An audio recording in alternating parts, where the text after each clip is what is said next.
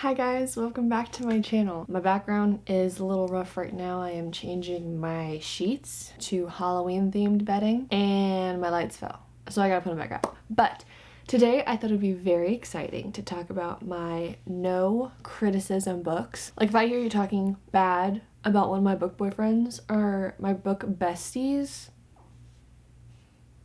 we're gonna have a long talk. So there's a few, let's see. There is one that is a series, but technically it's a book. And then two that is part of a duology. But we're gonna jump right into it, talk about some of my books that I will accept no criticism for, like at all. I'm actually going to split this up by genre. We'll have a fantasy, dark romance, and contemporary romance sections. So the first book that we're going to talk about is in the fantasy section, and that is The Dead Romantics by Ashley Poston. I don't see a lot of people talk about this book. It is always the 7-year slip that people talk about when it comes to Ashley Poston, and although I do love that book, it is not nearly as good, in my personal opinion, than The Dead Romantics. I read this book last fall. I fell in love with it. I thought it was beautifully written. Ashley Poston is the author that you should go to if you want a good cry. She is one of the best authors that I have read when it comes to authentic grief, like grieving. I think I've cried in every single book that I've read of hers, which I guess is only 2, but that's 2 more than a lot of authors that I read. This book follows Florence. She is a ghostwriter for a popular romance author. She meets her new editor. He's tall and he's handsome. She gets a call from her family saying that her father has passed away and she needs to go back home to plan the funeral. Her father was a mortician. She goes back home, deals with her family issues, and she gets a fun little knock on the door, and it's her new editor, and she's like, what the heck are you doing here? This is not the time. This is not the place. Why are you on my front door? Fun fact here, her father could see dead people. He passed that fun little gift on to her so she can see her dead boss and she can see ghosts. So she's trying to help him move on, wonder why he's still here, while also dealing with her grief and her family problems. I love this book. I finished this book at night and I remember crying my eyes out, putting it under my pillowcase to then go to sleep after crying hysterically. But there was so many topics discussed in this book that just hit home for me, and I love this book so much. It is great fall vibes if you want to read it this fall also. The other 2 that's a part of this fantasy genre that I'm talking about, well, and I guess this is the last 2 that I'm talking about with fantasy genre. It is a duology, which is One Dark Window and 2 Twisted Crowns by Rachel Gillig. I just read this in March, and I still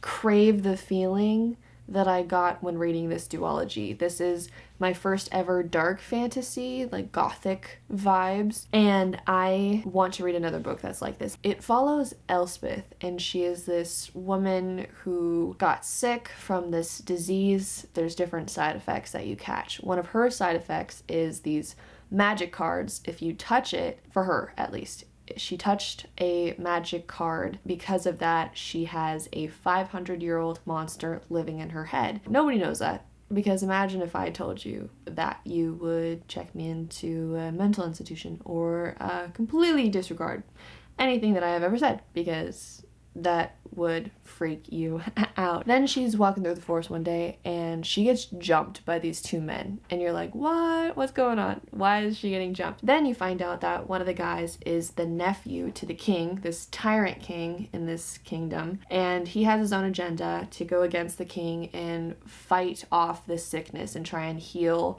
the kingdom from the sickness. And by doing that, he has to collect all of these cards, these like magical cards. It's a whole crazy magical system. It kind of reminds me of like Pokemon, where you like gotta catch them all. That is the only way that I can properly describe the plot line of this book. And then 2 Twisted Crowns is just journeys that all of these characters on. It follows 3 POVs, and each POV is just amazing because of the journey that they have to go through. I was like on the edge of my seat. I loved One Dark Window, but Two Twisted Crowns is just on another level. So I highly recommend this duology. It's short, it's sweet, it's to the point. I really love Rachel Gillig. I want to read, if she has other stuff, I want to read more of her stuff, or if she's coming out with new stuff, which I think she is.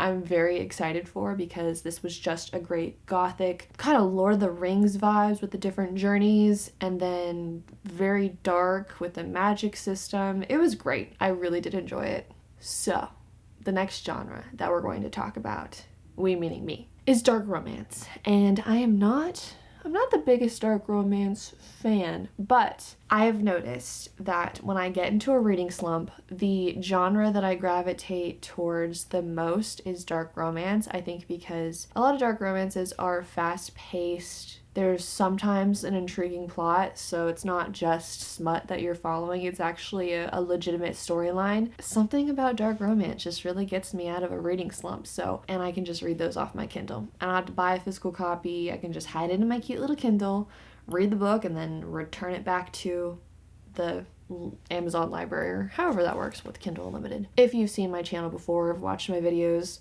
it is going to be no shocker. And the first one is the Mind F series by St. Abby. I found out she has other books published under different names, so I need to figure that out and figure out exactly what those are so I can read more of her books. Unfortunately, she has passed away. It really stinks because I just found out about her books this year. I just found out about this series this year, and so I heard about the plot line. It follows Lana. She's had some very disturbing, troubling, an event that happened that completely changed the trajectory of her life, and because of that she is seeking revenge out for it. And then you see Logan, and he is a FBI profiler. They meet, they have a relationship, and little does he know that she is one of the serial killers that he is trying to catch. And it is a book series, but it is in one book. It's 5 books in one. The plotline is probably one of the best plotlines that I've ever read, if not the best plotline that I've ever read. It kept my attention. I am a Criminal Minds girly. I wanted to be in the FBI when I was younger. Well, honestly, 2 years ago,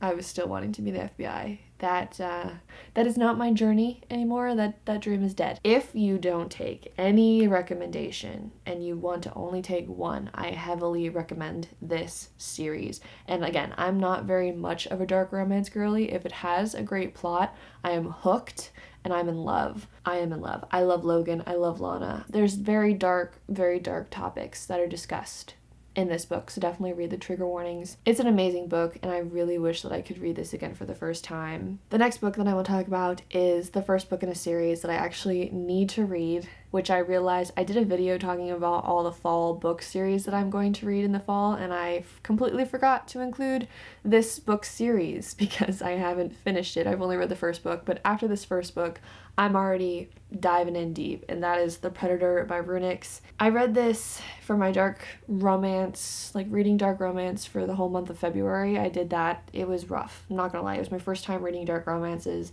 It was all over the place. But when I got to this book, I was hooked. I need a great storyline to keep me intrigued, and the characters and just the complexity of the characters is just amazing. And I heard that it gets better, the series gets better after this book, and I love this book. I love Tristan Kane.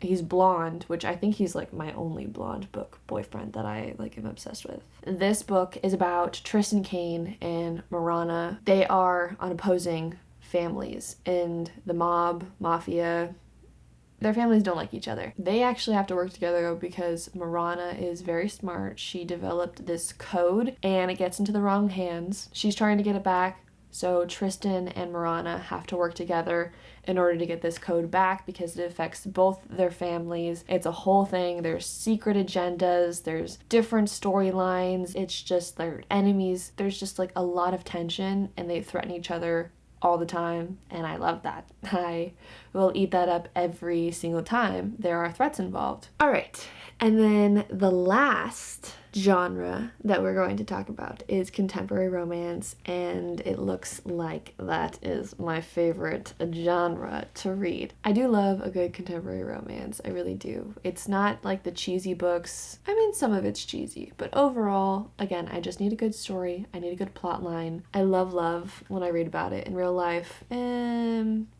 Maybe not so much. The first one that I want to talk about is a book that I actually read 3 months ago, and it already is like on my top list of books that I would recommend. I think this is probably the book that I would recommend to anyone, no matter what genre you read, whether you're beginning off reading or you're a vet in reading. This is a book that I think a lot of people will enjoy, and it's Just for the Summer by Abby Jimenez. I didn't know how I was going to like this because I read Yours Truly by her. I wasn't the biggest fan of it until the halfway mark, and then I started to like it, but that book took me months to finish, and this book I finished in a day. I did a reading vlog about it, and it was just, it's so cute, it's so warm, it's so fuzzy. Their relationship is real and authentic. They're dealing with family trauma, all of these issues. It's amazing. I love this. I love this storyline. It's beautiful. It is. It's about Emma and Justin. Both of these people have this curse on them. They will date someone for a while, it'll be going great, and then they break up, and then the person that they broke up with will get into a new relationship and eventually marry that person, find their happily ever after, and Emma and Justin are just left there basically thinking that they're cursed. Justin puts this on a Reddit forum and it blows up, gets popular. Emma finds it, reaches out to him and says, oh my gosh, that happens to me too, I'm not alone. Then Justin comes up with the idea basically saying, what if we date for just a summer? That way our curses cancel out, we break up, and then we find our happily ever after. They go on dates, they get to know one another for a summer, they deal with, like I said, family trauma. It's so real and raw, and it made me cry. I don't want to give anything away other than like the synopsis of it, but it's so great and I do recommend it. I love Justin. He is a acts of service man. He pays attention to the little things. He just is there for Emma whenever she needs it. She's a hyper independent girl. I really related to Emma in this story, and I felt called out, and I didn't like that, but it made me realize some personal things, and I did appreciate that. So I love this book. Definitely 5 stars. I will accept no criticism whatsoever about this book. The next one, I don't know if this falls into a contemporary romance, but I didn't want to put a whole nother section just because of this, so I guess it could be like my YA genre, but it is the second book in the Inheritance Game series by Jennifer Lynn Barnes. I read it back in January of 2023. I read the first one, wasn't the biggest fan of it. The ending really threw me off because I was like, that's this very stupid ending, leaves off on a cliffhanger. I was just starting my reading journey. I didn't know that books, leave off on a cliffhanger. We've learned that lesson. We've grown. We've matured. I wasn't going to continue on with the series, but I'm so glad that I did because the first book is good. The second book is great. The things that the main character goes through is just like, you're on edge the whole time. And I love books where you're trying to figure out who's doing it, what's happening, why it's happening, and this series will be forever like one of my top YA series that I've ever read. I really want to read The Naturals from her. It's the same author, and I heard The Naturals is way better than Inheritance Game. It's about Avery. She has lost her mom. She only has her sister, and she's in high school. This guy comes and visits her and is like, you are summoned to my grandfather's will reading. He has passed away. And Avery's like, I've never met the dude. I don't know who this guy is. She goes there and is basically left everything. She has to fight with this old man's spoiled, obnoxious, ungrateful family. It's kind of like Knives Out. If you've seen the first Knives Out movie, it's basically kind of like the plot of this series, and there's so many different mysteries that go on. There's riddles that occur. She's trying to figure out her life while dealing with death threats. It is a great series. It keeps you on your toes. If I was like in a mystery book or in a fantasy where you have to talk about riddles and figure riddles out and figure out mysteries, I would be a goner. I would probably die if my life depended on it because I am not good with riddles. I love riddles. I am not good at them, but I do love reading about it. because I'm like, props to you, sister. I would have never thought that, but props to you. The next two are from the same author. These are my top 5-star reads. The first one is Beach Read by Emily Henry. I read this book last summer and it quickly became one of my favorite books. Emily Henry, Abby Jimenez, and Ashley Poston are my girls when it comes to real, authentic, grief-driven storylines. I will eat that up. I will cry. I will feel emotions that are buried down. These books are phenomenal. Like Beach Read is about Gus and January. They have been rivals pretty much their whole careers. They were rivals in college, and they're both authors. They write about different genres, but they're always competing of like, who's number one? Who's the bestseller? All of this stuff. Gus, he writes about kind of like the gory stuff, nonfiction. January writes about romance. However, they're both in a writer's block. January is dealing with family stuff. Her neighbor is Gus, and they're temporary neighbors. They make this bet to switch genres, and whoever is the bestseller of said book gets bragging rights. I don't really remember what. And then the second Emily Henry book that I want to talk about is one that I just read probably last month, and that is Funny Story. This is a very interesting storyline. This is something that I've never read before, and I really like it because sometimes contemporary romances can kind of follow the same structure. This kind of does, but not really. So this follows Daphne. She is engaged. She is set to marry, obviously, her fiance, and he goes out with his best girlfriend, he's known forever. Basically, he comes back. Yes, she confessed her feelings to me after all this time of not confessing her feelings, but she knows that I'm getting married and this is her last time to say, I love you, I've always loved you. And after she said that, yeah, I kind of feel that way also about her, so I'm gonna break up our engagement. I've found new love. Take your time to process. We're gonna run away for a little bit, but I need you out eventually. Daphne is like, what the hey? What is going on? She doesn't really have anywhere to go other than the place that is with Miles. Miles is Daphne's fiance's new lover, aka his best friend, boyfriend. And it's a whole thing. So she has nowhere to go other than Miles takes her in because they obviously know what each other is going through. And she doesn't want to be there anymore. She's like, I don't want to be in a town that reminds me of my fiance. And everything that I know of this town is through him. Miles is like, he never showed you around the town? And she goes, no. So they go on these weekend dates to show her around the town. It is so cute. And again, it deals with trauma and... You know what, as I'm thinking about it, I love a lot of books that talk about family trauma. Interesting. Anyways, I highly recommend this book. I saw people criticize it, and I think that's dumb. Sorry, your opinion matters, but when it comes to this book, maybe not.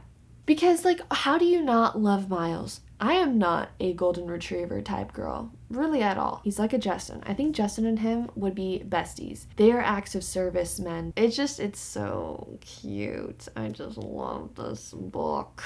My only problem with him is that he wears Crocs, and he has a lot of pairs of Crocs. It's very quirky of him to do, which usually I'm, again, not a big quirky kind of person. I don't really like a quirky girl, because I feel like it's overdone, but I don't really get a lot of books with the quirky guy, so I feel like that's why it's a little fine. If I start reading books that continually have a quirky guy, then I will have a problem with it. But this book is cute. I like it. I like Miles. He's very sarcastic. There's so much that I love about this book. And then my last book that I want to talk about is tied for one of my favorite books, and it's definitely in one of my favorite series, and that is Heartless by Elsie Silver. This is the second book in the Chestnut Springs series. If you've never heard of the Chestnut Springs series, it follows this family of brothers and their two guy best friends and then their love interest and their cowboys, and it's just, oh my gosh. This follows Cade Eaton. He is the eldest. He is the oldest brother in the family. He is the rancher. He has a son. He needs a nanny for his son because he has a lot of work to do on the ranch. In the first book, you have Summer. Now, Summer has a best friend named Willa. She is this fiery redhead, goes with the flow, follows the wind, does whatever she wants, doesn't really have a path, and, you know, there's some tension there, there's attraction. He is this grumpy man that does not like to socialize, does not smile, and Willa gets him out of his bubble, gets him smiling, gets him laughing, kind of just like take the tension off his shoulders because he carries a lot of stress. I love this man. If I could be in any book, it would be this one. I would do some crazy things if I could live in this universe, and I'm not ashamed to admit that. But I do recommend this series. I like the Mind F series and the Chestnut Springs series are my favorite series that I've ever read, and very different vibes. Cowboys, serial killers, very different vibes. Heartless definitely is my favorite. Kate is my favorite. Probably top 3 book boyfriend. It depends on what mood I am if he's number 1 or not. Tristan Kane is up there, and Kai Azar. Oh my gosh, I literally forgot Powerless. It's behind you. I'm just gonna reach behind you for a sec. I can't believe I was gonna forget this. Okay, going back to the fantasy genre.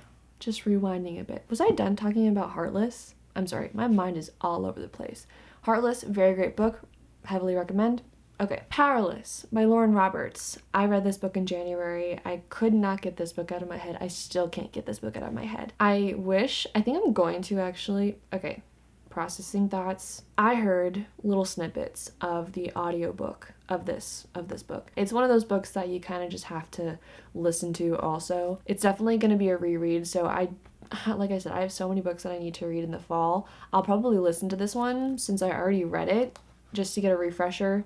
I doubt I'm going to be underlining anything new because I literally underlined and tabbed almost every single page in this book, and I need to read Powerful and Reckless, but this is one of my no criticism books. There's really nothing else. Oh, the plot. I should probably describe the plot to you. So this follows Peyton. She's just roaming around on the streets, kind of begging, stealing, doing her thing. She doesn't have powers in this world where if you don't have powers, you're dead. She pretends that she has powers, but really she doesn't. Then you have Kai. He is the son to the king. He is also the future enforcer to the king. This means that he is going to be the head of the soldiers. Kai gets into a predicament. Peyton saves him and then is thrown into these trials. Now these trials, there's different levels, there's different rounds that you go through in order to survive. In these trials are teenagers who have powers. Now Peyton, again, she does not have powers, so her only goal is to not really win these trials, but just survive them. This is a great book. It leaves off on a cliffhanger. The banter in this book is amazing. If you are looking for a world building fantasy book, this is not the series for you. I mean, maybe it's world building in Reckless, but this is a heavy romance plot written book. Kai is the best quotable book boyfriend. His things that he says, I don't know what Lauren Roberts was on when she was writing his quotes, but I want whatever she had. His quotes are pretty spectacular. It is something that I think about often. I just want a man to say the things that this man says. It is a YA fantasy book, so it's nothing, spicy, but there is tension, there's groveling. It's a very easy fantasy read. Alright, well, those are all of my no criticism books. I love all of these with my whole heart. These define my personality and who I am as an individual. They are my whole being. If you've read any of these books, let me know in the comments. If you didn't like any of these books, keep that to yourself. I want to know what your no criticism books are, because everyone's different. Everyone loves different genres. If it's a mix of genres like this is, I want to know what your ride or die books are. If you like this video, please like and subscribe for more videos to come. If you want to follow me on any other social media platforms, I will have them all linked down below in the description, and I hope to be seeing you in the next video. Bye!